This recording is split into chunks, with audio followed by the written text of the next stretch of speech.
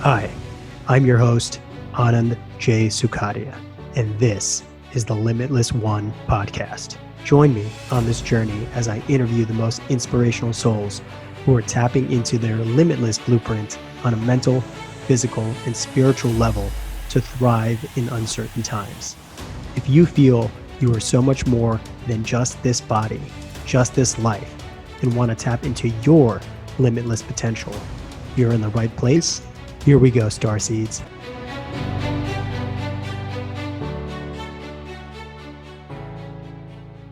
Just as everyone has a unique soul, each of us has a unique soul code. When you unlock that code, the real magic of life can flow in abundance. We are about to embark on a journey with an amazing healer and artist that can channel your soul code and translate it into magnificent, multidimensional artwork. Welcome to the Limitless One podcast. I am your host, Anand J. Sukadia. Sarah of the Light is a Holy Fire Reiki master teacher, light language channel, earth keeper, yogi, shaman, tarot reader, and multidimensional artist. Sarah knew that she could feel other people's energy from a very young age, and she's always felt different, but didn't know why. For over 20 years, she lived in Los Angeles and had a thriving career as a fashion designer. Sarah made this life switch to a healer in 2016. Her love for healing is encoded in the work that she does. Sarah is here to help healers discover their untapped, unique soul gifts and become their own best healers. It's an important part of her practice that the world that we live in is being held by healed healers. She is here to activate your heart again with love and courage so that you can live your soul's purpose with grace and deep understanding. Welcome to the Limitless One podcast. Sarah of the Light, how are you? I'm doing really well. Thanks for having me here. Yeah, it's such a pleasure to have you on. And just so the audience knows how we connected, one of our mutual friends, Daniel, he's on Instagram, the Soul Healer, and he told me about you couple of months ago. Actually, it might have been even more than a couple of months ago. He ended up getting a soul code reading from you, and he was like blown away. And he was like, I met up with him right after he got the soul code reading, and he's like showing me this is the tattoo he's going to get of the soul code reading on his forearm and everything like that. And I was just really inspired. And it was on my list of you were on my list of people to reach out to have on the podcast. And we had a little discovery call a couple of weeks ago, and I'm super excited to now learn more about the gifts that you are sharing with your clients. Yes, thank you. I was really excited when you reached out and I was able to share this gift with you. And I'm glad that Daniel brought us together. He has this amazing tattoo now with his soul code. So there's a lot to get into. Yeah, absolutely. And so also I got a reading from you as well, and we'll get into that a little bit later. But the first question I'd like to ask you is, what does living a limitless life mean to you? I think that living a limitless life means freedom. It means taking down all the walls and beliefs that have held you back, peeling back the layers, and coming back to your authentic self. You know, what's really cool and interesting about what I've been really thinking about lately is, you know, we come in as these pure souls into this world, and then we start learning, we start building programs and software programs inside of our brain and mind. When we came in, we were absolutely perfect and we were perfectly clear. We didn't have all the things in our minds that kind of hold us back. So all that stuff was learned at some point. Yeah, some maybe are past life karma or whatever, but now it's the process of letting go. So it's like taking me 42 years to build all these things. And now I'm trying to deconstruct as much as I can to not have that identity and ego of what I thought I was, because it's like limiting me in so many ways. So if I want to live in a limitless way and, you know, be on this journey, because the name of the podcast, Limitless One, is all about my journey and interviewing people who are also on that path. But what I realize is like, yeah, it's like, how do you become limitless when you have any type of form and ego and identity that you're rooted in? So it's very interesting playing that game, that seesaw of acquiring knowledge, acquiring skill sets, but then also letting go and just trying to Mhm. be as light as a feather in this world, in this life that we are currently living in. Mm. Yes, yes. And, just resonating with so much of what you're saying, because in Reiki and Holy Fire Reiki, that's part of what we teach is deconstructing this like culturally created self and coming back to the essence of who you are, this authentic self. And, you know, maybe not discarding the ego, but maybe seeing the ego as unhealed, and how can we heal it and how can we bring it home? And I think it is a delicate balance, as you're saying. How do we sit in that spiritual world, sit in the work, but also sit in humanity, sit in the physical? And I think we are meant to be here as humans, having this human experience and feeling it all. I really, really do. And then bringing that knowledge down for us to benefit from and feel peace and joy. Yeah, it's definitely not an all or nothing 3D versus 5D. Like we came into this Yeah. physical incarnation for a reason. So we have to Yeah. understand that this is the purpose of being here, and then also balancing, because to remember who we truly are, which is, spiritual beings. So yeah, it's like having that awareness first of all, and then doing everything that we can in the 3D that can elevate our lives, our happiness, and doing the work that we need to on the physical plane, but then also, tapping into the inside. So it's a dance. That's really all Yeah. that creation and destruction is. It's a dance that we can enjoy. And lately I've been feeling, yeah, it's like I'm not having, or I haven't been focusing on the fun. I'm focusing on the work, but not the fun and in the playfulness that I had as a child, to really sit in gratitude for this experience. Because yeah, some things don't go exactly as we plan or we want, or that concept of control. But at the end of the day, this is such a beautiful gift that each of us have. And as we get into, each of us have a unique soul code to kind of experience. And, I believe we decided before we even came here what we wanted to express in our soul and in the physical. And I think that's a lot of the work that you do in helping people realize or understand or get transmitted some of these messages. So yeah, it's very interesting to just think about these things. Yes. Yeah. And I agree with that. That is a big part of why I'm here, and, why I'm helping others and what I'm helping them do. So can you tell us a little bit about your background and how you got to this place? Yes. Okay. Yeah. This is a whole story in itself. Well, when I was younger, I used to see spirits standing at the end of my bed, and I could feel energy. I could read energy. And, being from New England, it was really much shut down. You don't think like that. You don't see that. So I really shut this gift down for many, many years.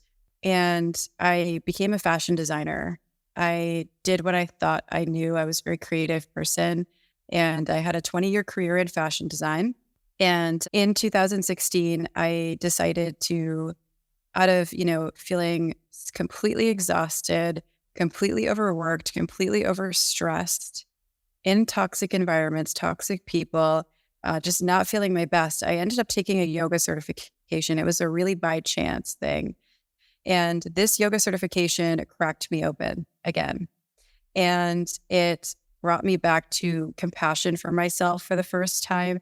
It opened up my gifts. And I realized at that point, I wanted to help others. And I knew it was going to be a long road. It would be a couple years before I could be able to fully step into being a healer. And so I began to study Reiki. I began to study shamanism, crystal healing, tarot cards, all of the things. I wanted the knowledge. I wanted to know more. I wanted to be the best healer to help others that I could. And so I ended up becoming a Reiki master, a Holy Fire Reiki master.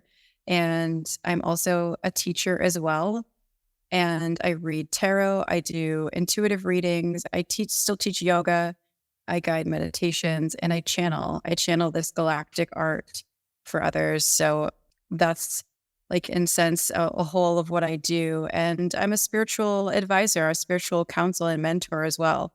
And it's like so important for me to help others see their potential, see that they don't have to feel stuck in life.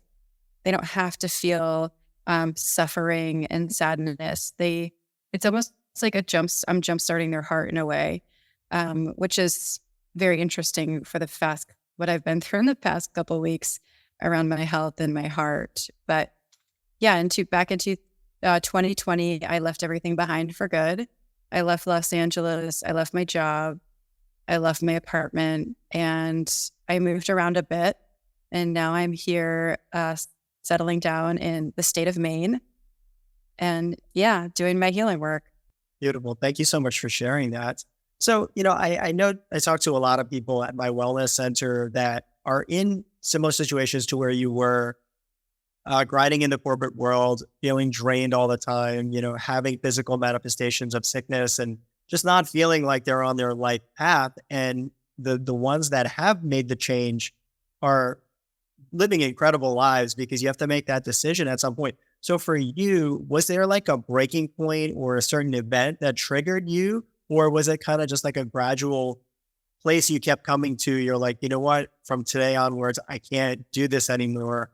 And I need to kind of ascend it to something that's a little bit more going to fulfill my heart's purpose.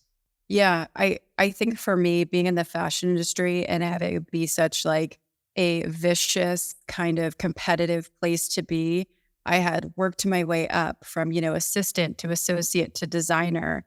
And I remember working as a designer and thinking, I'm giving so much.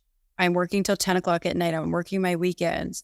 I'm giving so much and I'm just not getting anything back. And this just doesn't feel right. And I, at the time, was very wrapped up in the way my life should look. I could say I'm living in Los Angeles. I'm this fashion designer. I designed for all these big brand name stores. And it was suffocating me being wrapped up in that identity. And I really think it was taking the yoga certification that unraveled a lot of it. And I was able to kind of put that ego part of me aside and say, I don't want to do this anymore. And it's okay. It's okay to change my mind. I'm tired. I'm hanging by a thread and something's got to change. And so I'm going to have to take the biggest risk of my life on myself. And everyone around me is going to think I'm nuts. They're going to think I'm crazy. And they did. And they didn't support me. And I had to be my biggest cheerleader. I had to stand in my truth to leave all of that behind. And I think just years and years of the corporate grind of just feeling like there's got to be something more than this. I get 5 days off a year, like to go see my family back on the East Coast. There's got to be something more. And so that was like my breaking point. Yeah, I was just reading today. There's this something that, okay, so your employer pays you a salary to put your dreams on hold. Oh yeah, that is good. Yeah. That is accurate. I think that is accurate. And there's an element of security with a job, right? Mm-hmm. But it's this false security. The security we're all looking for is actually within us. It's not in a job. And I found that out after 20 years of working in fashion. There was no job security. People would bounce from, one to the next. And I think that taught me a lot about myself and about employers and how they view you. And yeah, it's like dangling my dreams on hold. Yeah, for sure. And it's like dangling a carrot, because the more money you make up that corporate ladder, you start, your lifestyle starts elevating to that level of income. And then all of a sudden you're at this place where you think is a great place, but how much have you traded of your years, your time, your energy, your happiness, your heart, all of that stuff. And then the minute it goes away, it's like, oh, wait, what do I do now when now I don't have that same level of income? So then it creates a lot of stress. So I think that so important to like what you were doing is that you started slow. You started taking the yoga certification course, kind of build yourself up, build your skill set so that when it was time to make that leap and that transition, it was more seamless. Obviously, there's always going to be things that we have to move through and really work hard at anything new. But quitting cold turkey is like quitting smoking cold turkey, right? It's not the easiest thing to do. Yeah. Yeah. And I think, like you were saying, I had like built up a little bit of a clientele. I was teaching yoga at a small studio in Burbank. I was doing like Reiki and yoga, creating my own class. And I had this feel for it that I can really do this. And I'm really building myself up and I'm ready. And it took a lot of sacrifice. It wasn't the easiest decision I've ever had to make. It was actually the hardest. And I let go of, so many material things, which had such a different meaning than they do to me now. And I've almost sold all of my belongings, packed up my car, and, it's been a transition for the past few years, but I'm here in Maine with only the things that I love and that are near and dear to me. And that feels liberating. Yeah, I really resonate with that because I just look around sometimes at my apartment. There's like so many things that I don't use. And it's like my mind clutter would be so much less if I just didn't have these things. And do they really bring me happiness? I have like a bookshelf full of books. And I'm like, I've read some of these books. I haven't read some of them. I plan to. But at the end of the day, it's like if you're not doing these things, there's no passion for it in the moment.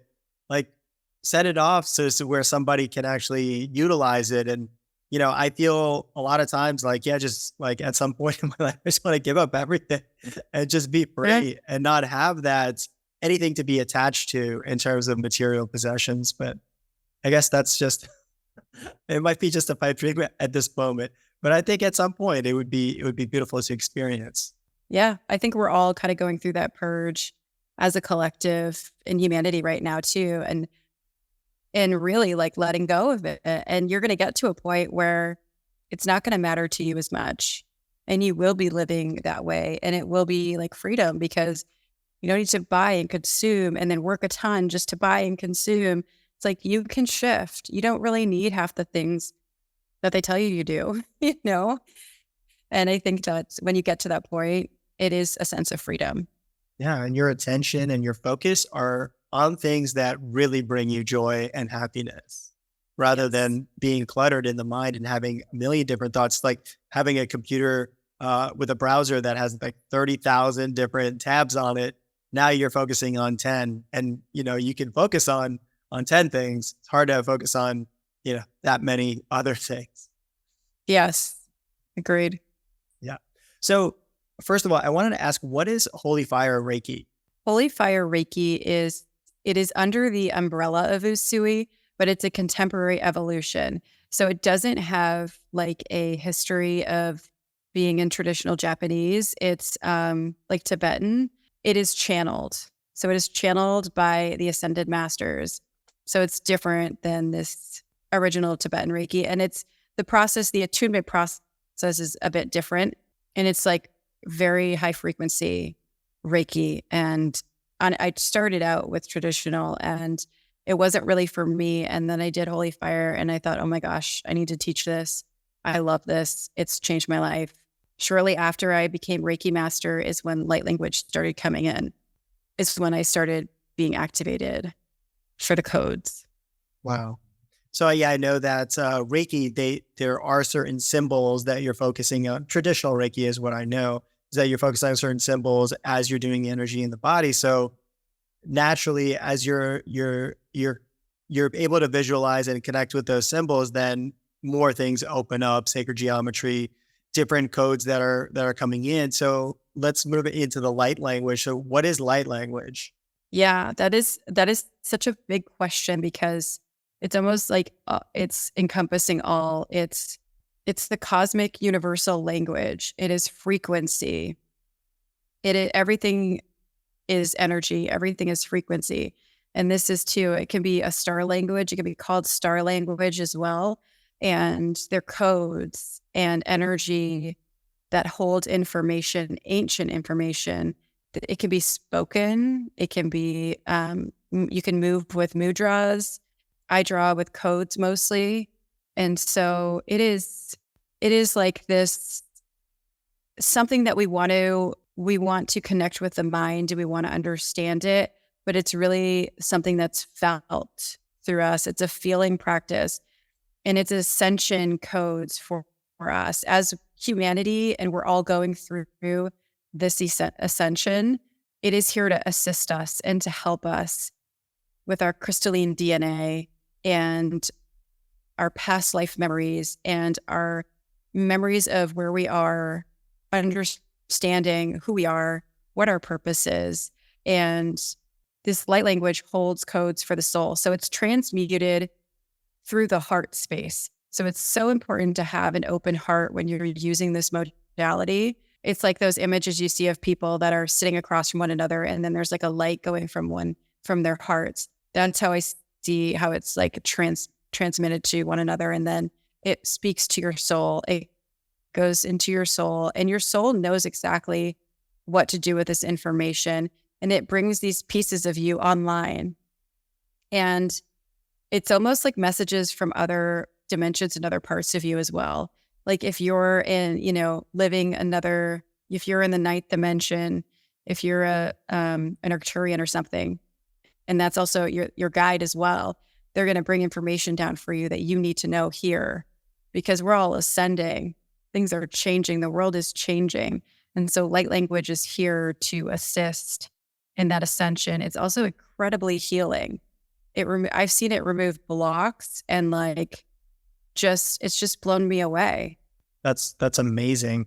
So describe what happens to you, like when you're, okay, so you are working with somebody and you connected and they give you permission to read their soul code or their light language. Now, the process for you, is it you're just like having this download of just like, is it like an ocean just like dumping on you? Or are you seeing things like one at a time? Like, okay, this is the third dimension, this is fifth dimension, these are the Pleiadians, these are Arcturians. Like, how does it come to you? Or is every time you work with someone, is it different in the way that it comes, the transmission? Yeah, it's interesting because it seems to be kind of themed the same, but different. Whereas I'm going to sit down at my computer because I do everything on Adobe Illustrator. So I'm going to sit down at my computer. I'm going to open up my energy centers. I'm going to call in my guides, the person's guides, any other compassionate beings that want to be here. And I'm going to start getting into a meditative state. And then I just start with the pen. And oftentimes I'm zoned out most of it. I have no idea what it's going to look like. I have no idea what color it's going to be. And I feel the color is important too for us as souls. So yeah, oftentimes I have no idea. Sometimes I can feel like they're guiding me, like, no, put this here. This has to look like this. This has to be here. This has to, you need something here. You need to add this here. And I'll just do that. I'll work with them. It's like we're working as a team, and I'll know when it's complete. I will set that intention of what the work I'm doing is and what it's going to be for the person. So for instance, yours was like, I saw yours in a flash the day before I started it. I had a little Post-it. I wish I had that Post-it now. I don't know where it is, but I had a little Post-it, and I wrote down a little image of what I saw. I typically do the light language codes first, but I started doing the interior of yours first. I knew exactly what it's going to look like, and that doesn't typically happen for me. So I did all that, and then I added the light language, built it around it, which is very different from what I've done before. So it's not like I knew exactly, but I just knew that I needed to build that before I channeled the codes as well. So wow. It was very interesting. I swear I blinked my eyes and it was done. I don't even remember most of it. I would say 75% of it I don't remember. That's incredible, because I'm looking at it right now, and we'll post, for anyone that's listening, we'll post it on the blog on my website. But it is so intricate. Like, so when you get this flash, is it ingrained into your photographic memory, and then you're able to work off of that? For me, I can't imagine having an image and then being able to kind of flesh it out into art in the intricacy, in the way that you were able to. It is absolutely incredible what you've done. Thank you. Thank you. And no, I didn't remember. I just had like a little part of it on a Post-it, like the very center of it, that I knew it had to grow from that point. It had to be there and then grow from that point. And So I didn't know what everything was going to look like, but I had this idea for the first time, and I usually don't. Like, for instance, Daniel's, I had no idea how that was going to look, how it was going to come together, what color it was going to be. And yeah, but I do remember at the end of his guides, he had some Arcturian guides, and they were very insistent that I add this last element into the image. And I said, there's just no room. I don't know how I'm going to add this in. And I ended up adding it. And that is the tattoo that he got. So I think that's all interesting stuff. It still is, to me, a gift that I'm learning about. It's a gift that I wasn't like so quick to open up to. It took me a while. Incredible. So just bring me back to like the first time you ended up doing a soul code. What did you know that you had this gift of, I'm guessing because you were in the fashion industry, you're probably doing a lot of art and able to like kind of work with these programs and stuff, but how did you come up with these soul code artwork pieces, and what was the idea behind it? Is like you wanted to capture it for somebody that they can then just derive downloads from, for like, because once it's fleshed out, then I can have this forever and I can just continually look at it and unlock more and more codes. Whereas I've never heard of a healer do that. Actually, it's usually like a reading or a meditation, or even, spoken light language, but it's never been art in this way, which is very, very unique. Yes. Thank you. Yeah. So the way that this started is I had taken a class. I was in this little workshop class, and that night, light language started kind of coming into my field, and I was thinking, okay, what is light language? I don't even really know what this is, but I'm like hearing about it all of a sudden. I'm feeling it all of a sudden. And leading up to that, my mentor had said to me, Sarah, you're going to start working with codes in your healing. And I didn't really know what she meant, like codes and symbols, but she wasn't talking about Reiki. So there was this one night I was in my room and I was sleeping, and these beings were waking me up. They were in my room, and now I couldn't see them with my physical eye. I could see them with my third eye, and I could hear them. And so finally I was a little bit annoyed. I couldn't sleep. I had work the next day. And so I got up and I wrote down in my journal, which was on my nightstand, what they wanted me to do. And I still have that page. And it was adding this soul code to my healings. And they explained to me that the soul code is our sacred tone. And that's the word that they gave me. And that I would be doing this for other people. And they gave me a little bit of information what it was. And I didn't think anything of it. I closed my notebook. I went to bed. I probably didn't look at it for 2 weeks, to be honest. And then I went back and looked at it, and I said, there's no way I'm doing this. There's just no way. I don't see any other healers doing this. I don't see anyone else that's offering light language, because I had now started to kind of investigate light language. I said, there's no way I'm doing this. I'm not doing it. And I shut my notebook, and it was another 2 weeks. And then finally I got the urge to sit on my computer and just kind of play around, because I always like to like intuitively draw and things like that. And I ended up creating this first piece with light language, with codes. And at that moment I realized, oh my gosh, I've been doing these drawing codes my entire life when I'm doodling on the notebooks. And I realized that like, it was like this moment of all this work that I've been doing, all this preparation, learning this program, learning all of this. I'm able to share my gift through this. And how wonderful is that? And so that was the first time I had played around with light language. It wasn't necessarily a soul code, but it was light language. It was a frequency. It was a transmission for others. And then I ended up doing my soul code first. And then it kind of just led on from there. But I was really not easy to accept this gift. And I really wanted to hide it. And I really wanted to put it away. And I really wanted to just keep it to myself, because it was so out of the realm of what I had known with yoga and Reiki and the lineages behind that. And I was so worried, what are people going to think of me? And no one else is doing this. I hadn't seen anyone else doing it. And if they are, they might be doing it. It might be just in a different way than how I'm offering it. But that is pretty much a story around how I started. And it took me a while to build trust around it. And I think that's part of light language too. It's helped me to build trust in myself and my gifts.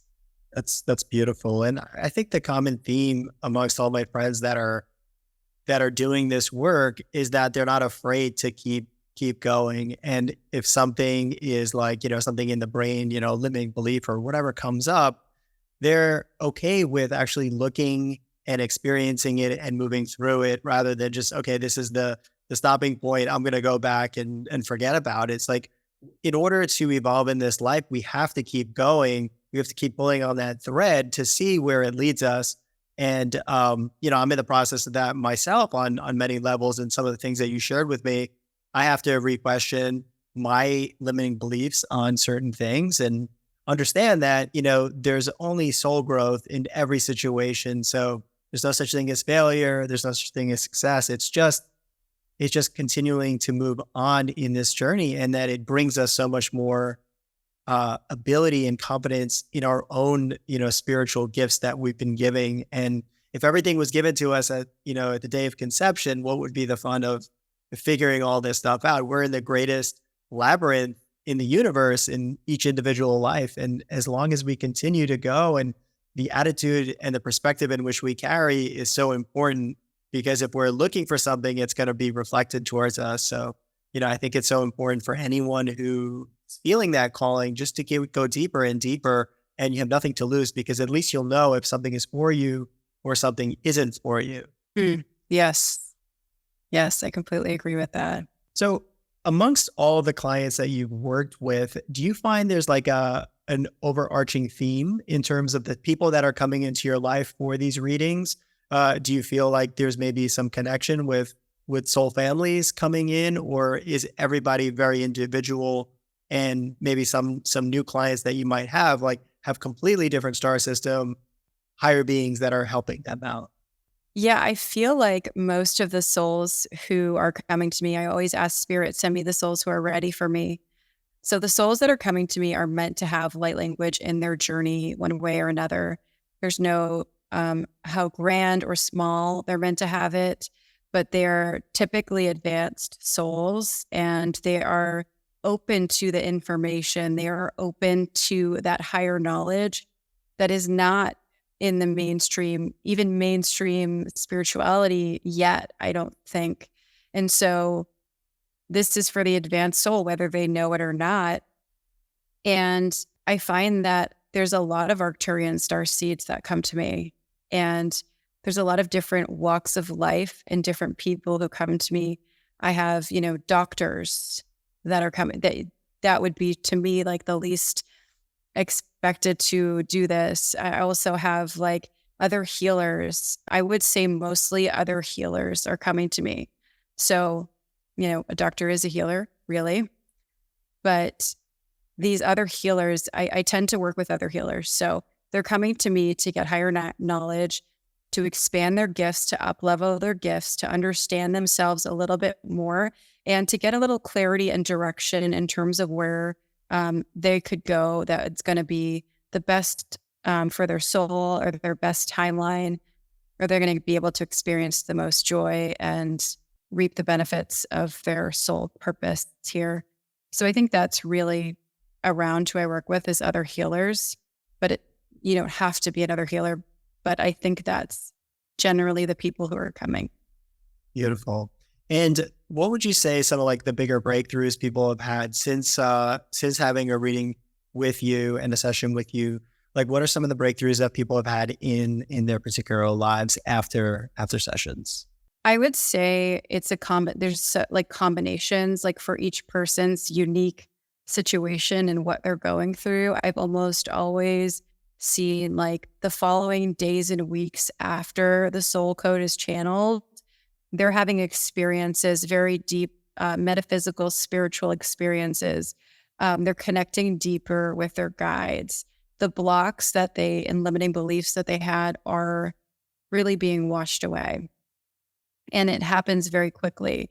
I have seen people have clarity about where they're supposed to go and actually take action to that clarity and just feel this sense of relief as to this is where I'm meant to be, but they're also connecting with a deeper part of their soul and themselves.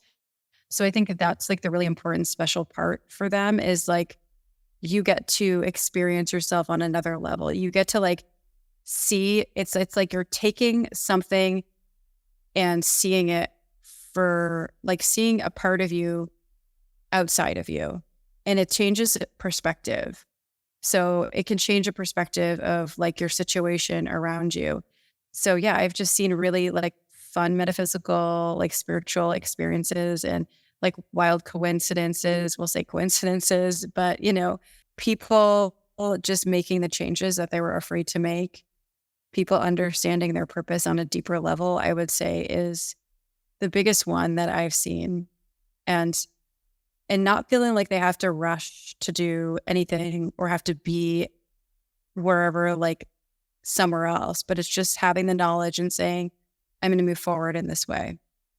Yeah, we talked about that a little bit regarding my reading. Is like I was telling you, I was having some limiting beliefs on some of the things you told me regarding being a healer. And I shared with you that I always looked at myself as somebody who curates different modalities and like knows all the healers. And okay, if somebody comes to me, he's like, you could go here, here, here and get an amazing experience. But when you told me like I have that ability, it's just like I contracted for a second because maybe I don't have that, or I didn't have that belief that I have that ability to be and nobody is a healer in their own. Everybody heals themselves, but to offer that medicine, let's say.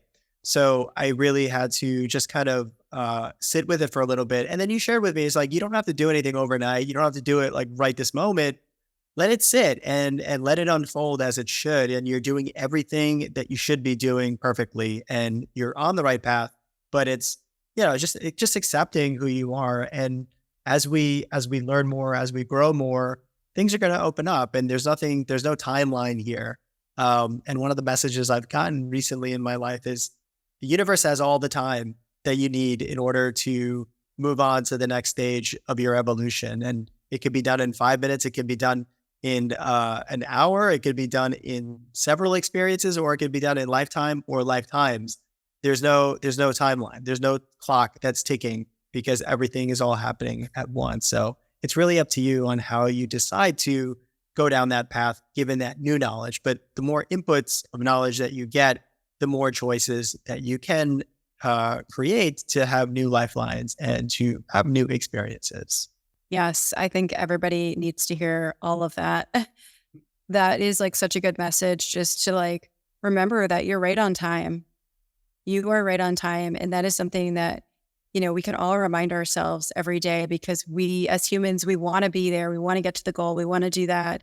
And, there's this should I or shouldn't I do kind of element.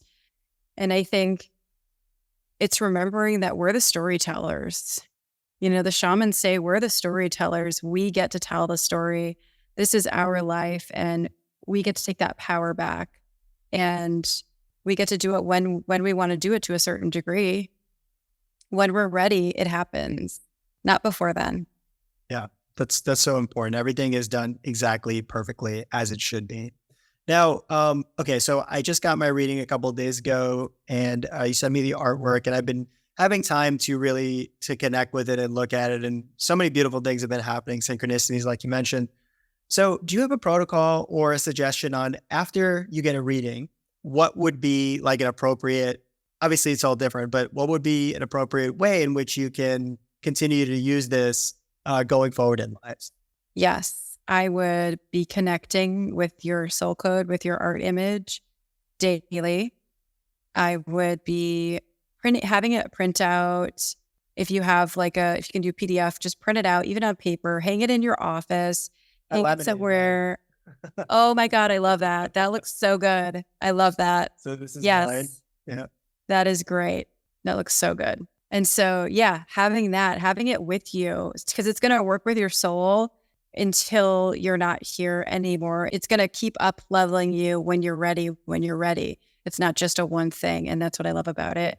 So, yeah, I would say you can meditate with it, put it as your screensaver on your phone, your little pop up on your phone, keep it nearby. You can take the codes out, extract the codes, draw them on a piece of paper, hold them in your hand and meditate with them between your palms. Place that, same paper under your pillow and sleep with it. See what your dreams tell you.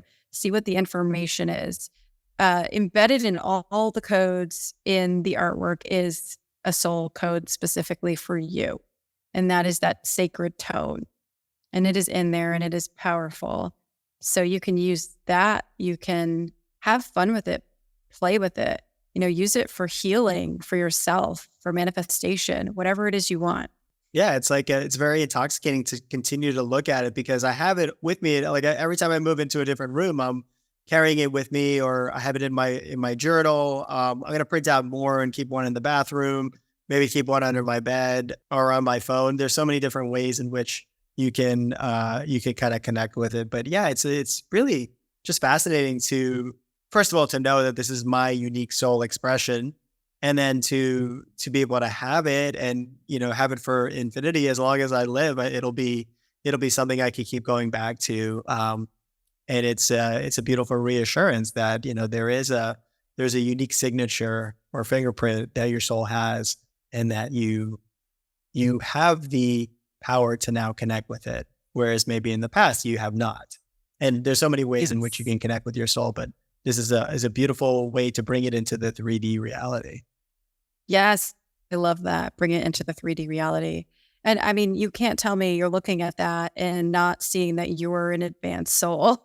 And, you're seeing all of the different moving parts and all of the information that's there for you. And it's like, whoa, there's a lot they wanted you to know.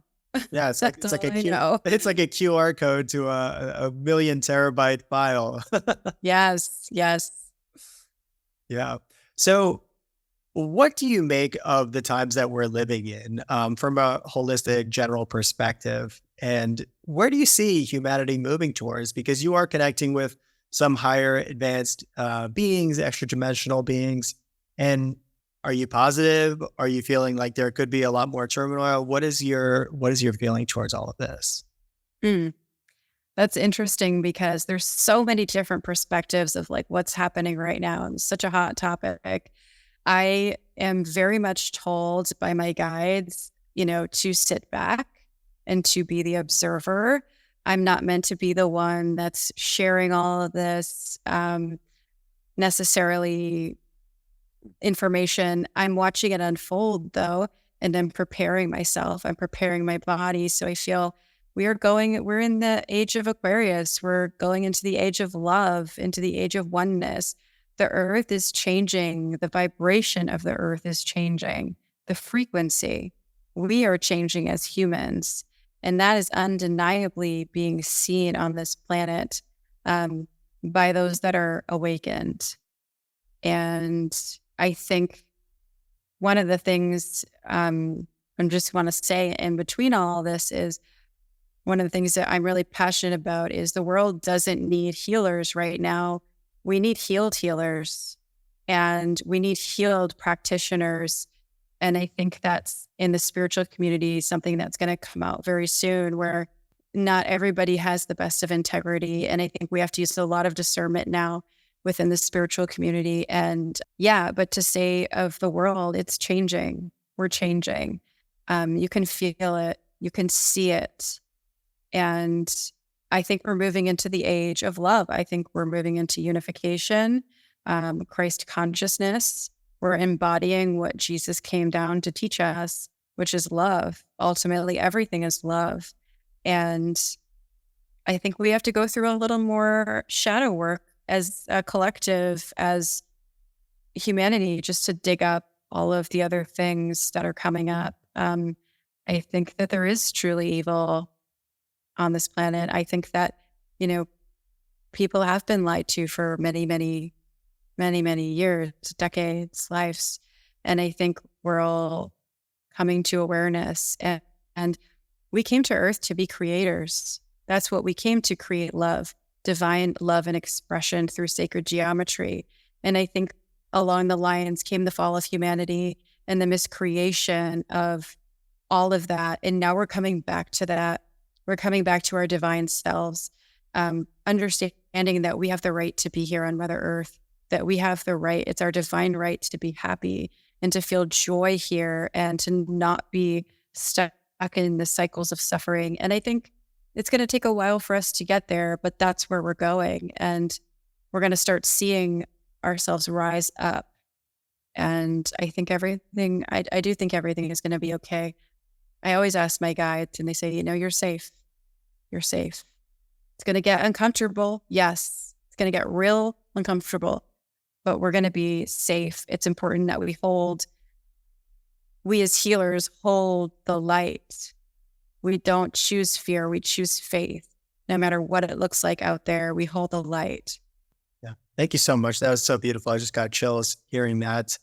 I think that a lot of the illusions are being unraveled right now, and it could be very traumatic for many people, but for those that understand that the world has to be balanced, the universe has to be balanced. So as all this like muck is being like pulled from, the undercurrent, and we're seeing how dirty things are in politics and, in so many places in finance and medicine and all these kind of things.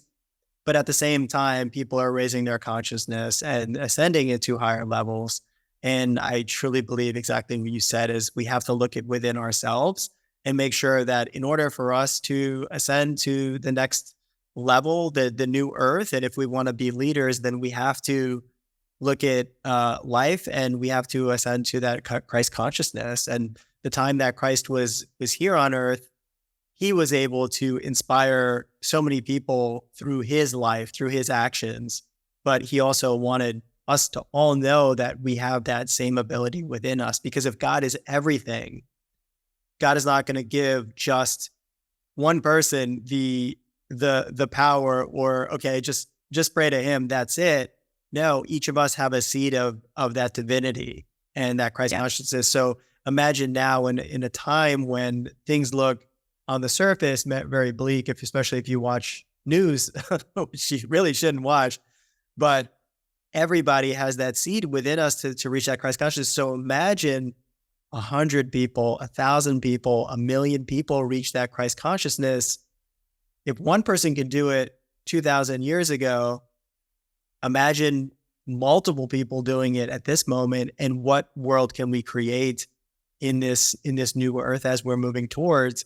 So I think the biggest thing is having that love for everyone, for everything, and realizing if everything is God, even the things that we judge and that we hate and that we think are evil, those are also an aspect of God. Maybe it's the shadow part of it.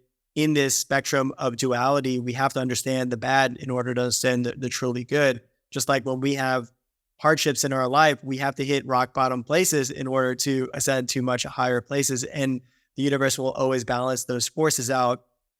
So anything that we're going through currently, and I have to remind myself, as much challenge as I have in certain ways, I know that it's all bringing me to a better place of becoming a better person and a more divine, soul. And it's so beautiful, because when we look at the darkest parts of our life, those are usually the biggest blessings. And if we could hold gratitude for them, then what can we really be afraid of? There's really nothing. Ooh, yes, all of that. And I think, becoming a healer, when you were saying like the darkest parts, I had to come to terms with, well, I could be on the street right now. I could be on the street if I do all this. I could be homeless. And am I okay with that? Okay, I'm going to be okay with that. And then everything changed because I took that fear away. And I said, you know what? I'm safe no matter what. I am home. I am safe no matter what. And I think that's a beautiful realization that we all need to remember, like we are safe. And yes, the duality needs to exist. That's how they're all aspects of God. The light, the dark, the masculine, the feminine, it's all at play here for a reason. And I think it's quite beautiful. Like we've constructed good and bad here on earth. When you go into the higher frequencies, they don't have judgment. That's something we've created, we've consented to. Yeah, absolutely. It's there's so much to unpack from this conversation. But yeah, I think the biggest lesson and the biggest takeaway from me is, yeah, to remember that we are safe, and we always have been safe from the moment we were born all the way through. And whatever things have happened to us, they happen for us, not to us. And if we could look at life as, we are the arbiters of our choice and being responsible for everything that happens to us, whether it's from a spiritual place or a physical place. Obviously, things that we don't desire do happen to us, but at the end of the day, those are necessary moments in our life that we had to go through to get to a place that we are now. And obviously, yesterday or today is better than yesterday, and tomorrow will be better than today. And if we continue to go walk those steps, we're always going to end up in a good place. I agree. And I love that. Yeah, that's my thing. Like, life is happening for you, not to you. You just have to understand that there is opportunity within the challenges you're facing. Yeah, absolutely. So why do you think you came here to Earth as Sarah of the Light? And what did you want to experience? I think I came here to transmute a lot of darkness within my family, generational curses. But I also think I came here to be of service. I really do feel I may have volunteered to come here and be of service for this great awakening throughout humanity, and to share my compassion and my healing gifts with the world, and meet other like-minded people who will do the same. And I think that's a big part of why I'm here. Beautiful. Thank you for all that you share with myself or with my audience, and then also all of your clients and the people that will work with you. You have such a pure soul and a pure heart, and you've given me a gift that I can use my entire life now, and I really, really appreciate that. And my final question for you is, what does God mean to you? God to me means everything: unification, love, the bigger, expansive unification within all. I feel like God is everything and everywhere all the time. So it is love for me, unification. And how can our audience learn more about you if they want to connect with you for a soul code reading or for Reiki or for any of your other gifts that you share?